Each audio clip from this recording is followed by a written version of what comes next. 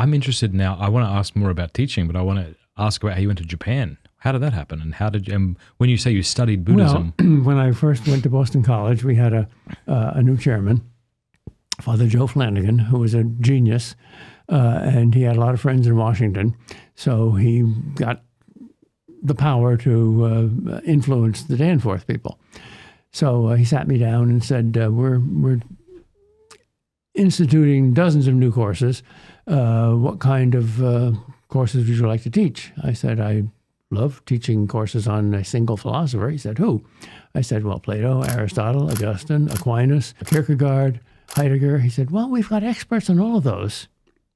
He said, you know anything about Buddha and Buddhism? Yeah.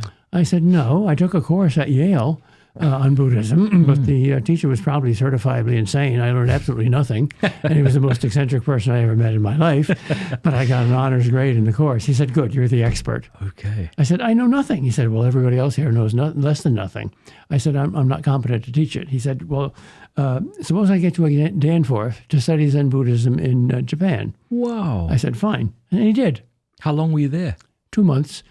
They gave me a large amount of money and said, go over to Japan and do what you want. You don't have to write to us and explain what you've done. You don't have to publish. We trust you. Okay. This was a very liberal administration. We had a 1-year-old child. Oh, you went with the family? Yes, my wife and my son. He was hyperactive, so we wanted to stay with the Japanese family, but we knew that he would run through the white rice paper walls into the next apartment building and disturb people. So we stayed in an expensive down city hotel. So the money ran out after 2 months. It was supposed to be a whole semester. But I went around to the Zen monasteries asking some of the masters smart alecky Western questions. I love Buddha, and whenever I read about Buddhism, I am, like most people, immediately drawn to it. I think this must be right. Fascinating person. There's a lot missing there. Yeah. But help us understand Buddha and Buddhism for those who are unfamiliar and are just maybe weary and nervous of some Eastern thing. Well, there's a lot of forms of Buddhism, but the original Buddhism and what we know of Buddha himself makes him out to be probably one of the 3 most fascinating and influential persons who ever lived. I say Jesus, Buddha, and Socrates have probably changed history more than anyone else. And all of them were strange. They were utterly unpredictable. I say to my classes sometimes, introducing the religion, suppose I told you that I spent my entire lifetime searching for wisdom, and I tried everything, and nothing worked. Until finally, I got a mystical experience by sitting down under this tree and saying, I will not get up again until I have received enlightenment. And I got up, and I received enlightenment, and I preached my first sermon, and all of my disciples left me except 5. And the first sermon was this. Every thought you have ever had in your mind is wrong. You do not exist. The world does not exist. Time does not exist. Good does not exist. Evil does not exist. The past, the present, the future, matter, spirit, none of these things exist. The only thing that exists is something that cannot at all be understood. It is nothing. And that is the supreme enlightenment, and that is the supreme wisdom. Well, that just sounds stupid. Would you remain as my disciple? I would not. And everybody said no. I said, okay. Let me give you another question. I might ask what you've been smoking, and if you wouldn't mind sharing. Give you another question. Okay. Suppose I told you that I am God incarnate, and that I created the universe, and that I am infallible and sinless, and that I alone can forgive your sins and give you salvation. And I ask you to believe me and bow down and worship me now. Would anybody bow down and worship me? No. No. So why did they worship Jesus? And why did some people believe Buddha? And why did the Pevensie children believe Lucy when she said that she went through this wardrobe into Narnia when they couldn't get it there? Yeah. Because they were trustable. The contrast between the character of the speaker and the content of the speech It's astonishing. Those are three examples of a riddle that really can't be resolved. See, I think I disagree with Christ, because I think the reason they believed Christ was the Messiah wasn't because he was trustable, but because he walked on water and raised people from the dead. That helped. Yeah. Okay, so what you said about Buddha, that's not what I meant when I said this sounds obviously true. So well, then he preached the utterly rational sermon of the Four Noble Truths. And he did for the spirit what Aristotle did for the cosmos. Aristotle said all the questions anyone can ever ask about the cosmos can be answered in four different ways. There are four causes, and by a cause he simply meant an explanation, a because. There is what the thing is, there's what it's made of, there's what made it, and there's its end, its destiny.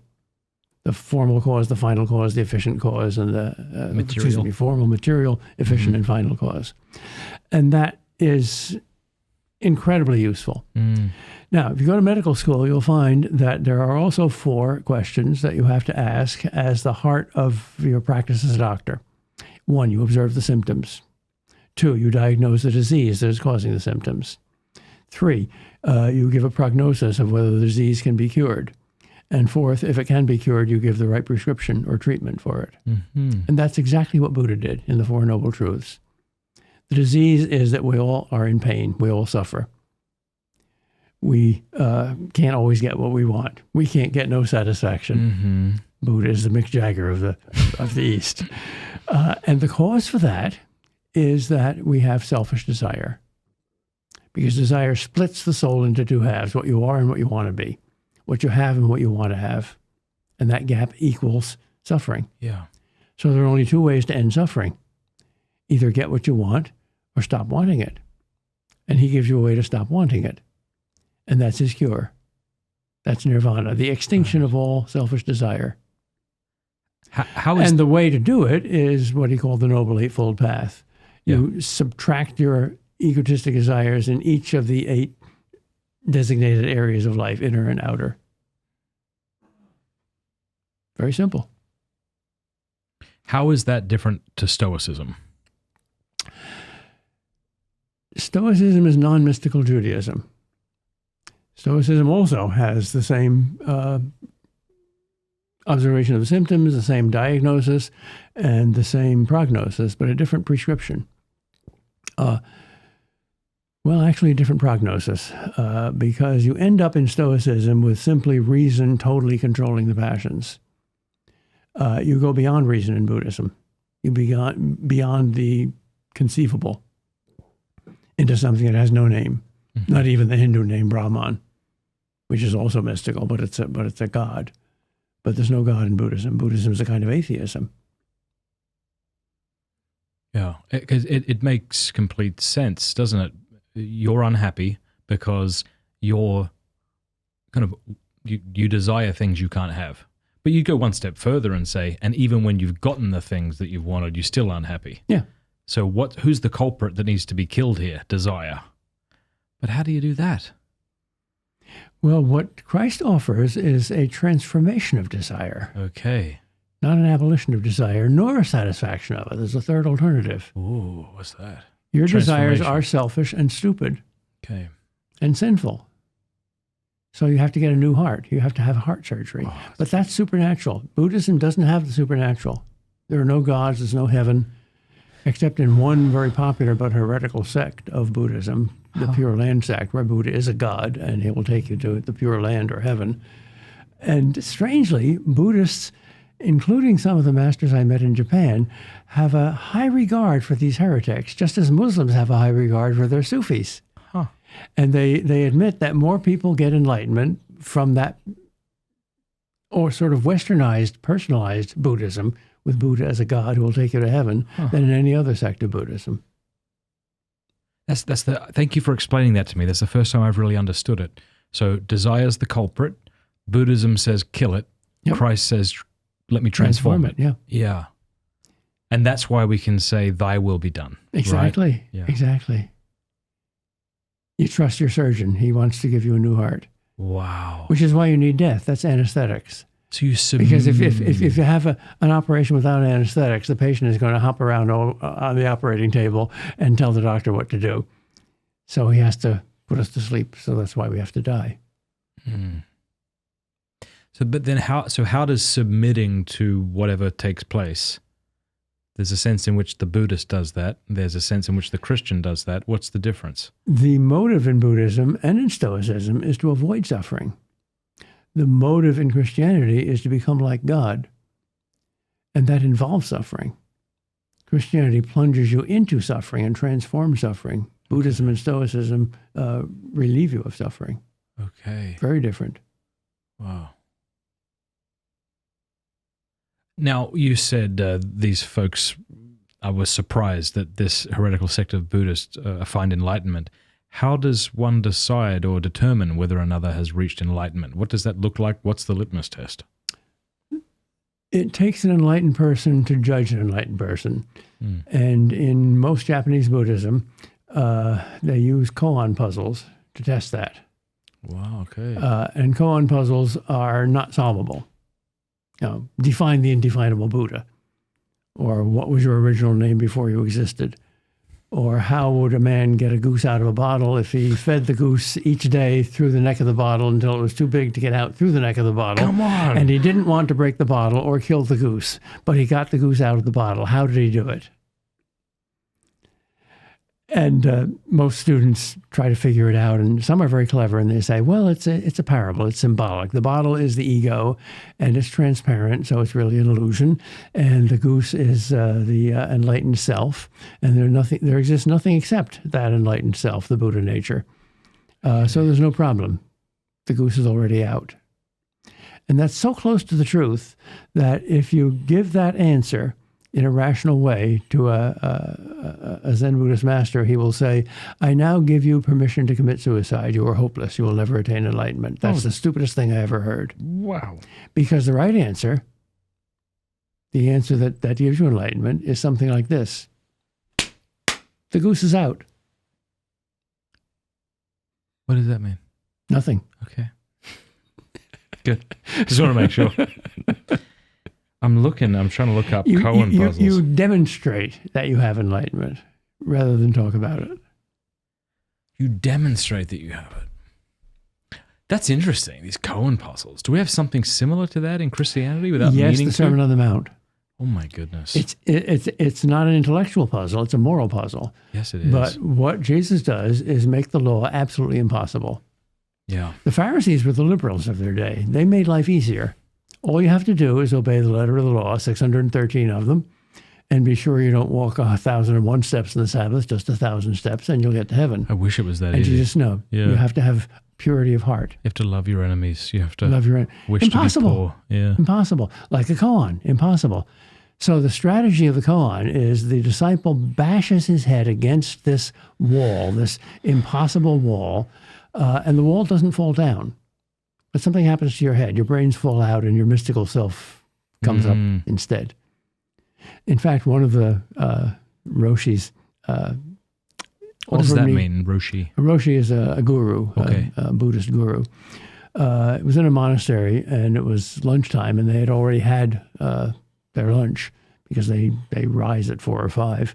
And he says, we have some lamb stew left over for lunch. Would you like some lunch? I said, wonderful. I love lamb stew. He says, Irish lamb stew. I said, in Japan, wonderful. One of my favorite foods. So he led me into the kitchen, and there was a blazing fire. It wasn't blazing anymore, but it was on. And there was a large kettle on it with a large black pot. And he said, the lamb stew is in there. And I went close, and I gingerly touched the top, and it was very hot. I said, do you have a hot pot holder or something? And he smiled and said, yes, we have koans. I said, what do you mean? He said, think about it. And I said, I think I know what you're saying. I can't get at that lamb stew because there's something blocking my way, and I have to have something that helps me to get that block away, and I'm looking for a hot pot holder. Oh. So the hot pot holder is the koan puzzle. Okay.